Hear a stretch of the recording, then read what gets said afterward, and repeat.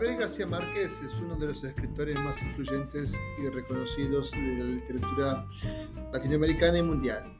Él nació el 6 de marzo de 1727 en Colombia y falleció el 17 de abril de 2014 en la Ciudad de México.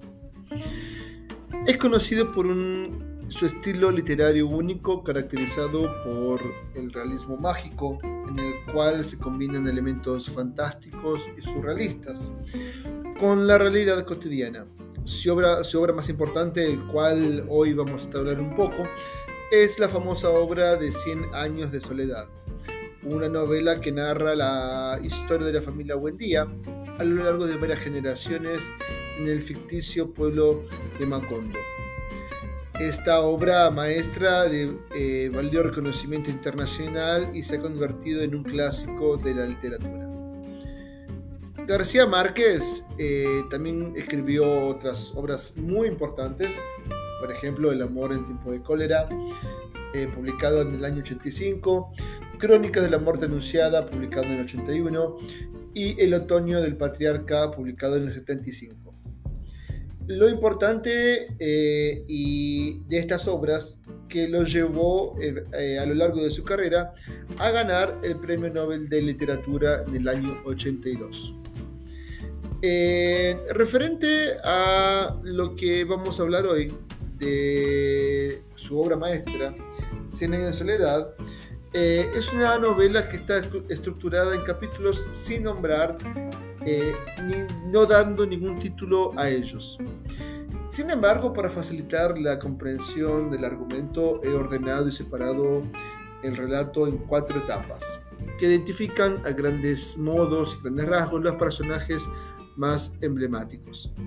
La primera etapa le podemos dar el siguiente nombre: Fundación y los primeros años en Macondo.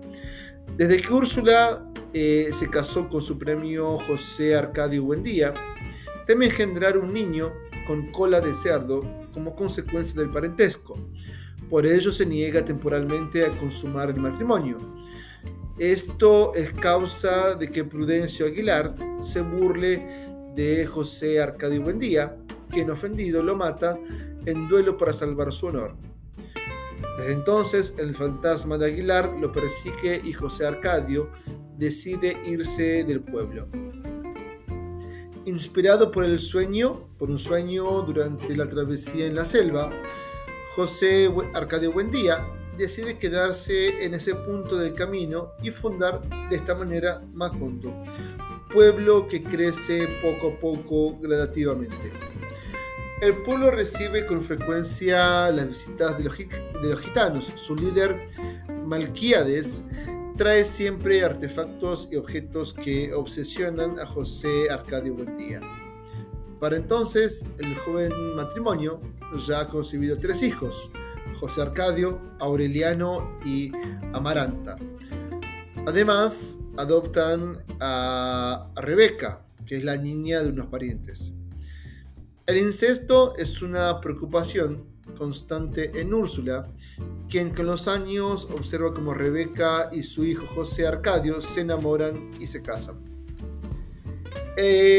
A Macondo, tiempo más tarde, llega una peste del insomnio, la cual trae consigo la del olvido.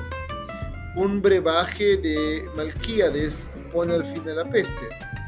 El éxito es tal que el gitano se queda a vivir en Macondo, tiempo en el cual escribe unos pergaminos que solo serán descifrados muchos años después. El patriarca, José Arcadio Buendía, vuelve a encontrarse con el fantasma Aguilar y enloquece. La familia entonces lo amarra a un árbol del patio trasero, donde morirá en un infarto. La segunda etapa podemos concebir y ver la cuestión de la guerra civil y el coronel Aureliano Buendía. Al estallar la guerra civil, Aureliano Buendía lucha contra los conservadores comandando un grupo de soldados de Macondo. Nombra a su sobrino Arcadio como jefe civil y militar del pueblo. Arcadio había sido el fruto de una relación de amantes entre José Arcadio hijo y Pilar Ternera, regente de un prostíbulo. Fue criado en una casa de sus abuelos a condición de que se le ocultara su origen. Creció pensando ser hijo del gran patriarca. Cuando es nombrado jefe de Macondo, Arcadio se vuelve un dictador y tiraniza el pueblo. Muere fusilado por los conservadores. Durante su actividad como líder de los liberales, el coronel Aureliano Buendía enfrenta un total de 32 batallas, de las cuales siempre sale perdedor. Cansado, pronto el coronel comprende que la lucha armada no tiene sentido. Con el tiempo, Aureliano firma un tratado de paz, tras el cual intenta suicidarse. Regresa a Macondo, donde pasará el resto de su vida haciendo y rehaciendo pescaditos de oro. En la tercera etapa podemos colocar el título de fiebre bananera. Aureliano concibe 17 hijos de madres diferentes. Uno de ellos, llamado Aureliano Triste, promueve el tren a Macondo, lo que activa el comercio y permite la llegada de inventos como el telégrafo y el cine. Esto atrae la inversión de un grupo extranjero de una plantación de bananas. La plantación genera la ilusión de prosperidad del pueblo, pero una huelga o paro de trabajadores hará que todo esto se acabe en una auténtica masacre. Los inversionistas, luego de haber explotado el pueblo, se retiran con su dinero y Macondo vuelve a la pobreza. A partir de este momento, el pueblo sufre varias lluvias constantes por casi 5 años. Úrsula, la matriarca centenaria que ha cuidado de toda la familia, espera el fin de las lluvias para morir y descansar en paz. Durante los últimos tiempos de Úrsula nace Aureliano, Babilonia, el último descendiente de los Buendía.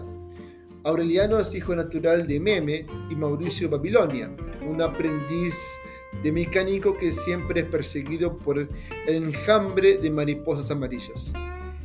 La religiosa y tiránica madre de Meme, Fernanda del Carpio, se opone a la relación, saca a Mauricio del camino, manda a Meme a un convento, le quita al niño y lo cría haciéndole creer que ha sido encontrado en una canastilla. En el cuarto punto y último podemos intitularlo como justamente el fin de la ciudad, o sea, el fin de Macondo. Pasan los años y poco a poco el pueblo se va vaciando. Aureliano Babilonia, que se caracterizaba por ser sabio, pasa la vida descifrando los pergaminos que había escrito el propio líder gitano, Melquíades. Entretanto, regresa de Europa su tía Amaranta Úrsula, casada con Gastón. Sin saber de su parentesco, ambos se enamoran. Gastón se va, pero ella queda embarazada. Durante el parto, en el que ella muere, da a luz un niño con cola de cerdo. Aureliano intenta buscar ayuda, pero al no encontrar más a un quintero, se emborracha y se queda dormido. Cuando despierta y regresa, el niño ya había sido devorado por las hormigas. Finalmente, Aureliano logrará descifrar los pergaminos de Melquíades, porque las estirpes condenadas de 100 años de soledad no tendrían una segunda oportunidad sobre esta tierra. Entonces, todo Macondo será arrastrado y sepultado por un huracán. Referente al análisis de 100 años de soledad, tenemos un punto súper importante, que es justamente lo real y maravilloso. La novela 100 años de soledad es una de las obras más representativas y significativas del boom latinoamericano. Parte de lo que esta generación traía en su escritura fue por Alejo Carpenter, que llama en sí como real maravilloso, en respuesta a la pretensión de dominarlo al realismo mágico. La historia de esta novela relata una serie de sucesos insólitos, insospechados, pero ni el narrador ni los personajes se asombran de estos sucesos.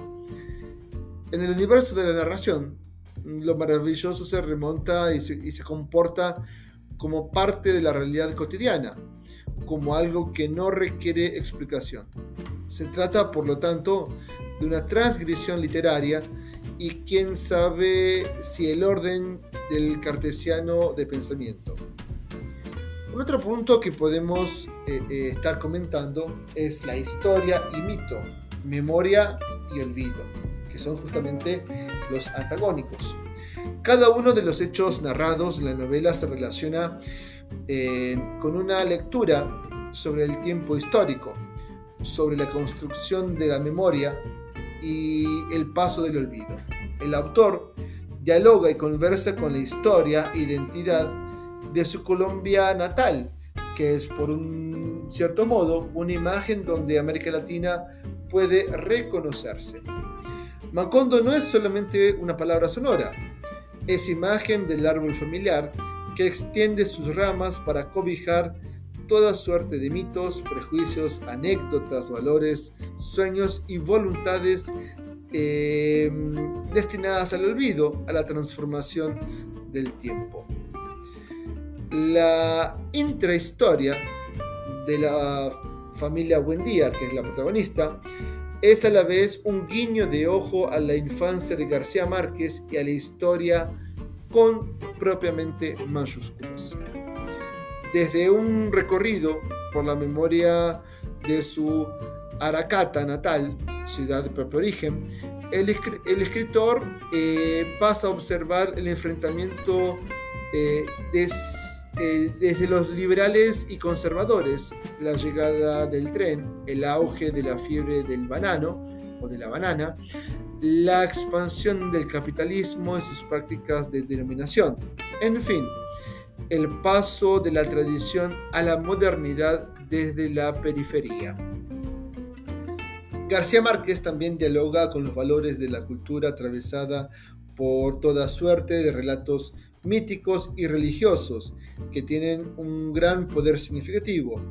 Le da voz a los prejuicios, a las supersticiones más vivas y fuertes y a las imágenes bíblicas del catolicismo, naturalizadas en el imaginario popular latinoamericano. Un pecado original que espera su castigo, una asunción y un diluvio son apenas algunos de estos símbolos. Así, García Márquez va articulando un discurso mítico, un relato de símbolos que explica el origen y el fin de un microcosmos en el que constituyen una imagen del mundo y al mismo tiempo se hila en la red de un tiempo histórico y amplio. Referente a los personajes y los arquetipos, los nombres de personajes de esta novela se repiten de generación a generación, prácticamente idénticos, como si los arquetipos humanos se tratara imbuidos como suelen estar estos en los conflictos más profundos de la cultura. Parecen actuar como personajes míticos que representan conceptos y estructuras del pensamiento que explican la cosa humana, cual personaje griegos.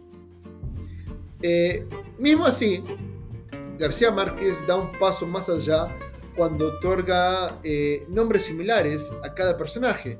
Con este hecho, recalca el peso de la herencia, de la memoria, del mandato de los ancestros, el peso de la historia y de la cultura. Quizá, digamos, de algún modo, cada personaje no sea el arquetipo del individuo, sino la expresión de las diversas fuerzas de la historia que empujan en direcciones diferentes. Los impulsivos diseñadores arcadios, los retraídos, curiosos aurelianos, las energías pero supersticiosas Úrsula o Fernanda en extremo religiosa y tiránica, pueden representar al fin y al cabo las fuerzas de la historia debatiéndose por predominar la búsqueda del conocimiento, la fuerza militar, la religión, los prejuicios, el capitalismo, imágenes del mundo negadas al desaparecer todas entremadas en el gran relato del fundador. Un punto muy importante justamente es el amor y la historia. Pero, ¿qué pueden hacer estas fuerzas, estas imágenes, contra el paso del tiempo? ¿Qué pueden acaso contra la propia naturaleza? ¿Qué pueden contra el ministerio de los símbolos y de la imaginación? ¿Qué pueden contra el destino humano? Justamente García Márquez, en cada relato en Cien años de soledad, en la historia, cada uno de los personajes y en la forma de cada una en que se hila, solo una fuerza permanece amarrada, velada y arrinconada por la energía de las fuerzas contrarias, el propio amor, que cada vez se asoma, lucha sin éxito para abrirse paso. Esta fuerza humana vital sucumbe ante el peso de la cultura que, por cierto sentido, condena a los Buendía a vivir 100 años de soledad. Y para terminar, me gustaría terminar justamente con uno de las famosas frases, ¿sí? Leyendo textualmente. Muchos años después, frente al pelotón de fusilamiento, el coronel Aureliano Buendía había de recordar aquella tarde remota en que su padre lo llevó a conocer el hielo. Esta frase marca un momento crucial en la historia de la novela y es emblemática de la narrativa mágica evocadora de 100 años de soledad, Gabriel García Márquez.